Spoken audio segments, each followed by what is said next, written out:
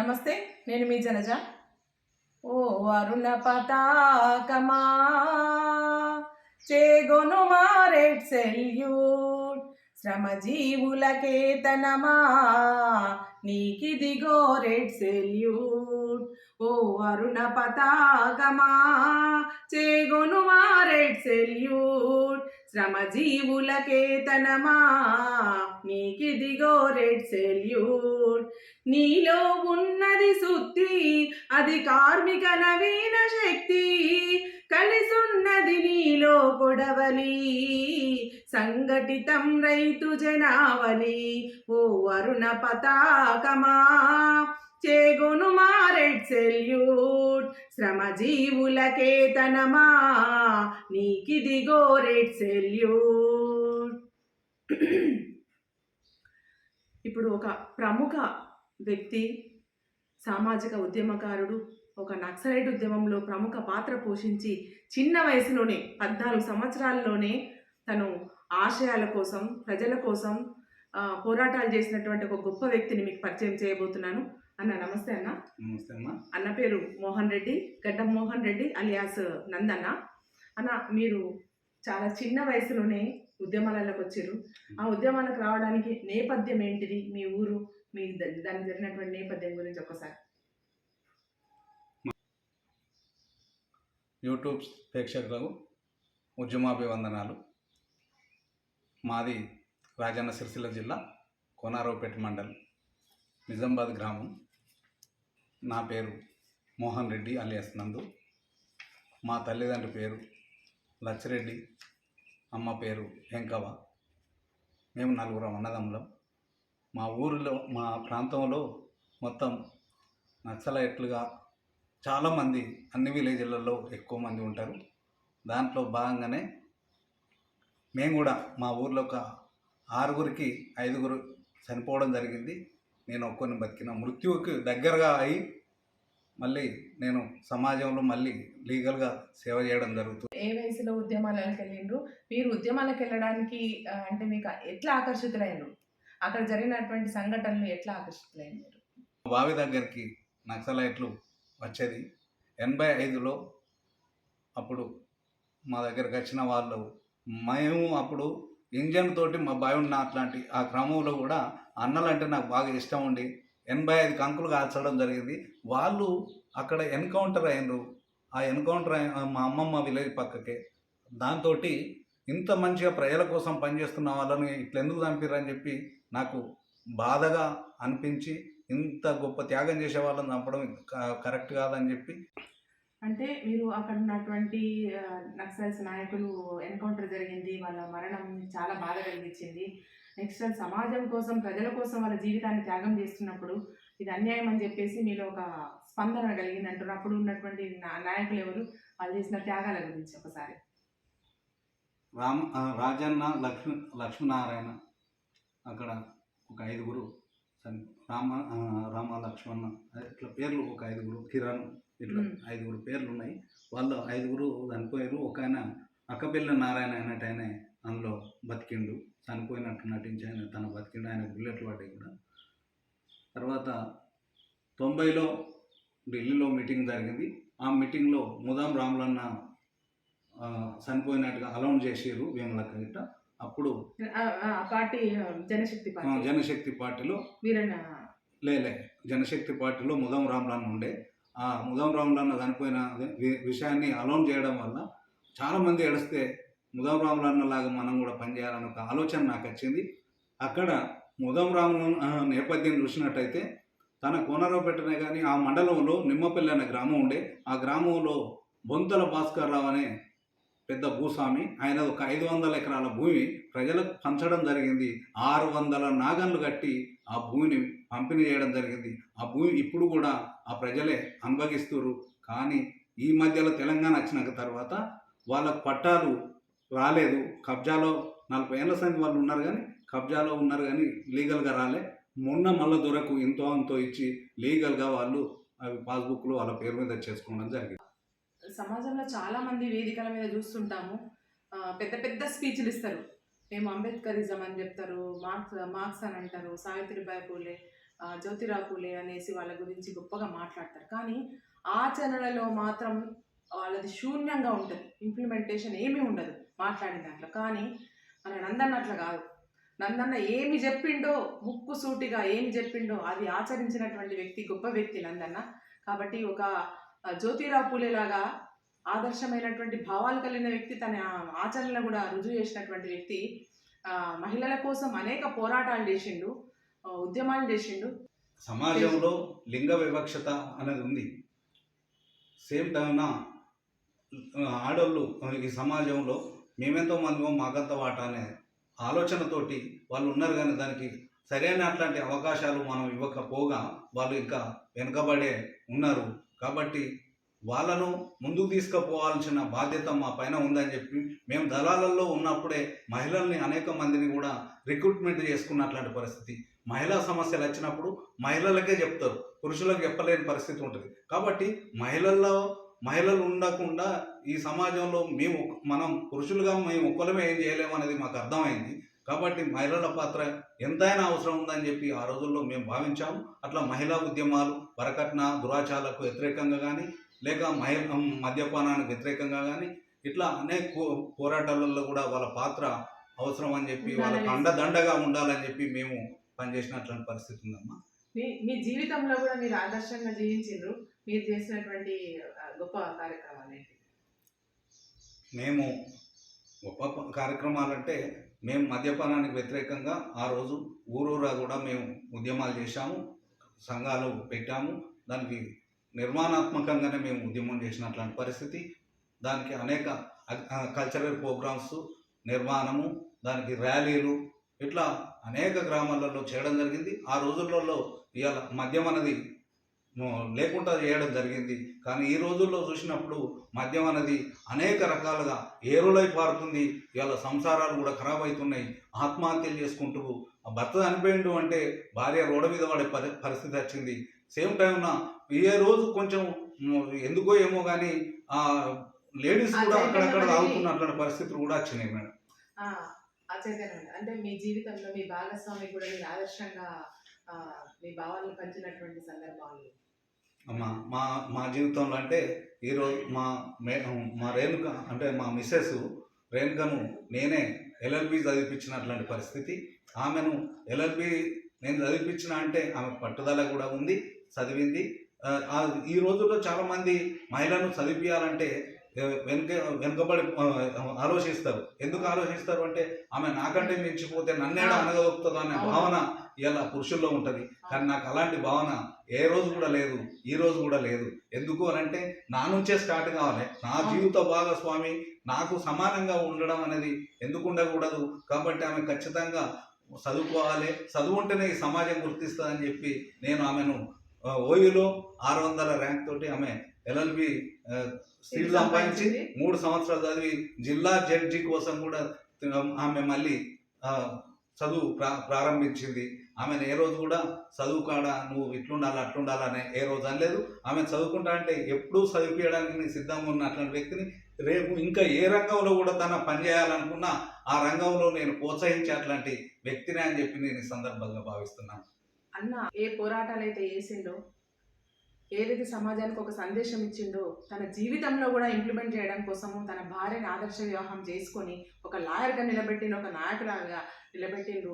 తన పనిలో కూడా భాగస్వామ్యమయ్యేసి సమానత్వం కోసం రుజువు చేసినటువంటి జీవితము, గొప్ప జీవితము నందన్నది. ఆయనకి నేను ప్రేక్షకుల తరఫున, నా తరఫున నీకు ఒక సెల్యూట్ చెప్తున్నాను. చాలా గొప్ప వ్యక్తులు మీరు. కాబట్టి ఇప్పుడు మహిళల గురించి మీరు కూడా పాటలు పాడతారు. మీలో ఒక గాయకుడు కూడా ఉన్నాడు. కాబట్టి మా ప్రేక్షకుల కోసం ఒక పాట. ఓకే అమ్మా. కర్మ భూమిలో పూసిన ఓ పువ్వా, విరిసి విరియని ఓ చిరునవ్వా, కన్నుల ఆశలు నీరై కారగ కట్నపు జ్వాలలో సమిదైపోయావా. కర్మ భూమిలో పూసిన ఓ పువ్వా, విరిసి విరియని ఓ చిరునవ్వ కన్నుల ఆశలు నీరై కారగ కట్నపు జ్వాలలు సమిదైపోయావా. పారాలింకా ఆరనలేదు తోరణాలు కలవారనలేదు, పారాలింకా ఆరనలేదు తోరణాలు కలవాడనలేదు, పెళ్లి పందిరి తీయనలేదు బంధువులిళ్లకు చేరనలేదు, పెళ్లి పందిరి తీయనలేదు బంధువులిళ్లకు చేరనలేదు, కలకలలాడే ఓ నవ మధువా శిశురము నిన్ను కబలించిందా మలమలమాడి బొగ్గైపోయావా.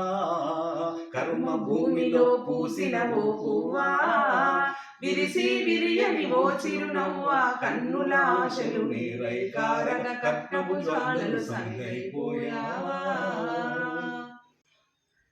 థ్యాంక్ యూ అన్న, చాలా మంచి పాట పాడినావు. ఏదైతే నువ్వు నమ్ముతున్నావు, దేనికోసం అయితే పోరాటం చేసినావో, ఏది విశ్వసిస్తావో, ఏది దేనికోసం పోరాటం చేస్తావో నీ జీవితంలో కూడా అది ఇంప్లిమెంట్ చేసి మన సమాజానికి, యువతకి, ప్రజలకి ఒక సందేశం నీ జీవితము.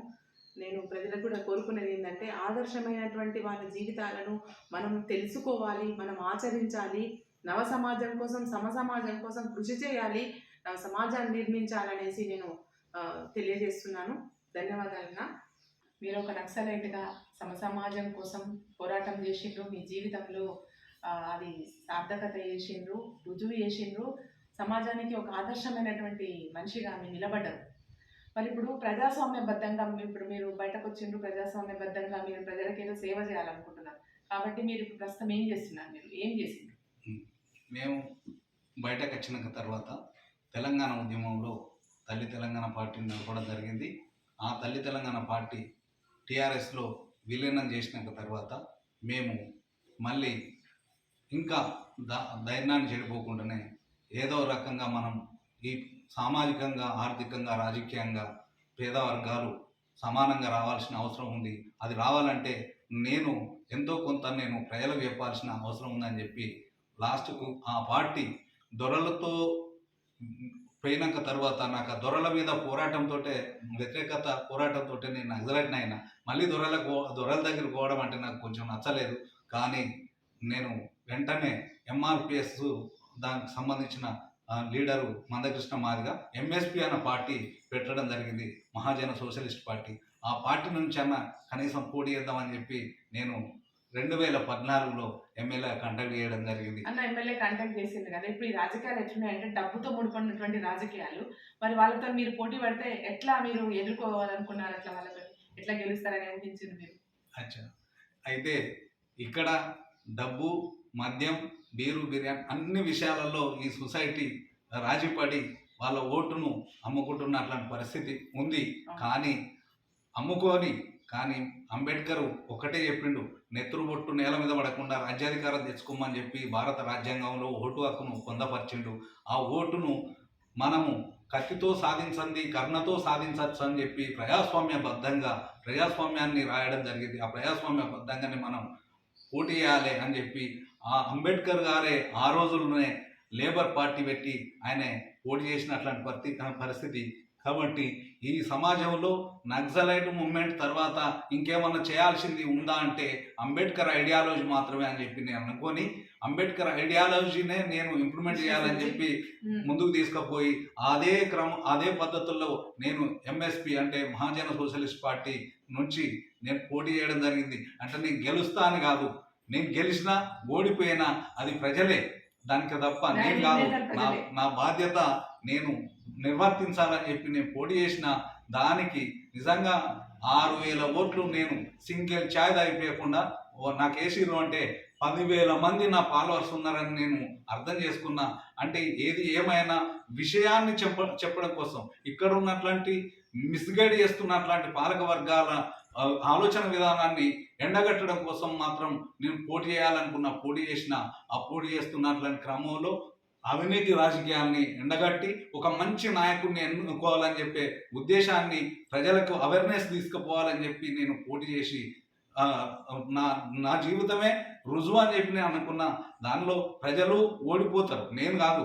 ఒకవేళ గెలిపిస్తే ప్రజలు గెలుస్తారు, అంతే తప్ప నేను ప్లాట్ఫామ్లో ఉండకుండా నేను ప్రజల్ని కూడా ఏమనడానికి ప్రజలు- అవకాశం లేదు కాబట్టి ఖచ్చితంగా దేనికైనా ప్రజలే నిర్ణేతలు కాబట్టి ప్రజలను మనం తప్పుబట్టి ముందుగానే ఆలోచించుకొని మనం ప్లాట్ఫామ్ చూసుకోకుండా ఉండడం కంటే ప్లాట్ఫామ్లో పోటీ చేయాలి, ఓడిపోతానే పోటీ చేయాలనే ఉద్దేశంతో కూడా నేను అంబేద్కర్ లాగానే ముందుకోవాలని డిసైడ్ అయ్యి అంబేద్కర్ ఆలోచన విధానాన్ని ముందుకు తీసుకుపోవడంలో నేను ఇప్పుడు కాదు ఎప్పుడు ఉంటానని చెప్పి నేను భావిస్తున్నాను. మీ ఆలోచన చాలా గొప్పదన్న. ఎందుకంటే ఇప్పటి రాజకీయాలన్నీ కూడా డబ్బుతోటి మద్యంతో ముడిపడి ఉన్నటువంటి రాజకీయాలు ఇవన్నీ.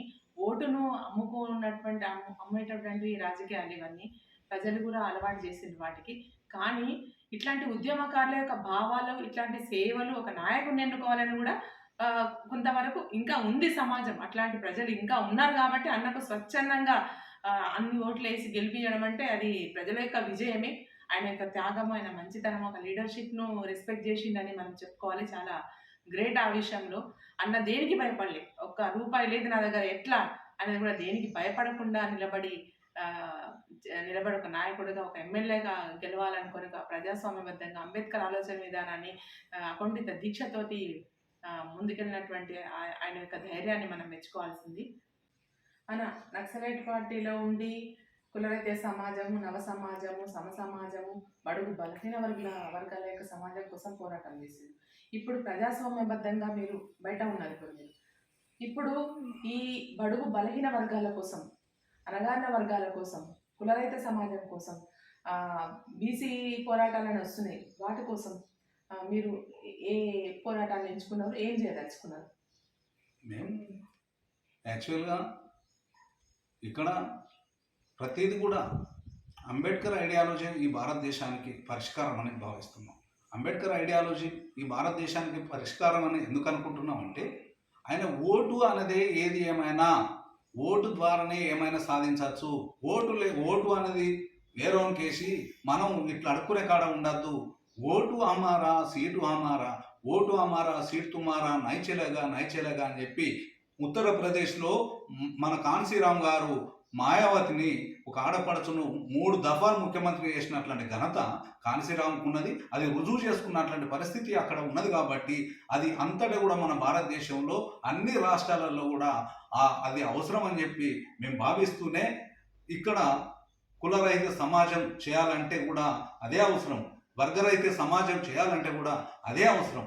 దేనికైనా అధికారమే అవసరం. అధికారం మన చేతిలో ఉన్నప్పుడు కుల నిర్మూలన చేసుకోవచ్చు, వర్గ నిర్మూలన చేసుకోవచ్చు, లింగ వివక్షత లేకుండా చేసుకోవచ్చు, వర్గజ్ఞ దురాచారాలకు వ్యతిరేకంగా పోరాటం చేసుకోవచ్చు. ప్రతి దాన్ని కూడా చట్టసభలలో మనం ఒక నిర్ణయం తీసుకొని దానికంటూ మళ్ళీ ఒక సవరణ చేసుకొని వాళ్ళకందరికి కూడా భద్రత ఇవ్వాల్సిన పరిస్థితి కూడా మనకు ఉంటుంది. కాబట్టి ఏది అయినా ఓటు ద్వారానే ఈ ప్రజలను చైతన్యం చేసి రేపు సమాజాన్ని సమానత్వంగా కుల నిర్మూలన కానీ, వర్గ నిర్మూలన కానీ, ఇవన్నీ కూడా ప్రతిదీ కూడా ఓటు ద్వారానే చేయగలుగుతాం. కాబట్టి అంబేద్కర్ ఐడియాలజీనే మనం ఇంప్లిమెంట్ చేయాల్సిన అవసరం ఉందని చెప్పి ఈ సమాజానికి కూడా ఈ సందర్భంగా నేను వ్యక్తపరుస్తూ సందేశాన్ని ఇస్తున్నా. అది ఖచ్చితంగా అందరూ కూడా ఫాలో అవ్వాల్సిన అవసరం ఉందని చెప్పి, బీసీ ఉద్యమాలైనా, ఎస్సీ ఉద్యమాలైనా, మైనార్టీ ఉద్యమాలైనా, ఎనీ ఉద్యమం కూడా ఇవాళ అంబేద్కర్ ఐడియాలజీనే మనం ఫాలో కావాల్సిన అవసరం ఉందని చెప్పి భావిస్తూ,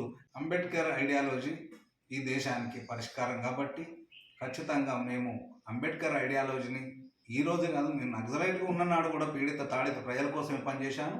ఈ రోజు కూడా అంబేద్కర్ ఐడియాలజీని కూడా నేను పీడిత తాడితుల కోసమే తన రాజ్యాంగంలో రిజర్వేషన్ ఇలాంటివన్నీ కూడా రాయడం జరిగింది. దాన్ని నేను ఎనీ టైం, అంటే అప్పుడైనా ఎప్పుడైనా ఇప్పుడైనా నేను బలపరుస్తూ ఆ ప్రజల కోసమే నేను మళ్ళీ పనిచేస్తా, పీడిత తాడిత ప్రజల కోసమే ఇక్కడ.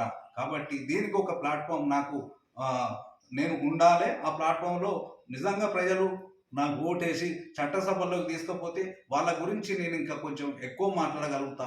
ఒకవేళ అవకాశాలు ఇవ్వకున్నా నేను ప్రజల కోసం పనిచేయడానికి నిరంతరం నేను శ్రద్ధగా ఉన్న వాళ్ళ పక్షాన నాకు ఎలాంటి వెంటిక మందం కూడా వేరే భావన లేదు. ఖచ్చితంగా పేద ప్రజల పక్షాన్ని నేను నిరంతరం పనిచేయడానికి ఇక్కడ కుల అసమానత లేని సమాజాన్ని కానీ, వర్గ అసమానత లేని సమాజాన్ని కానీ, లింగ వివక్షత లేని సమాజాన్ని కానీ వాళ్ళు సమానంగా ఉండడం కోసం నిరంతరం నేను పనిచేయడంలో నేను అగ్రగామిగా ఉంటానని చెప్పి ఈ సందర్భంగా జనంలో ఉండేనా, నేను అప్పుడు జనంలో ఉన్నాం, ఇప్పుడు జనంలో ఉన్నాం.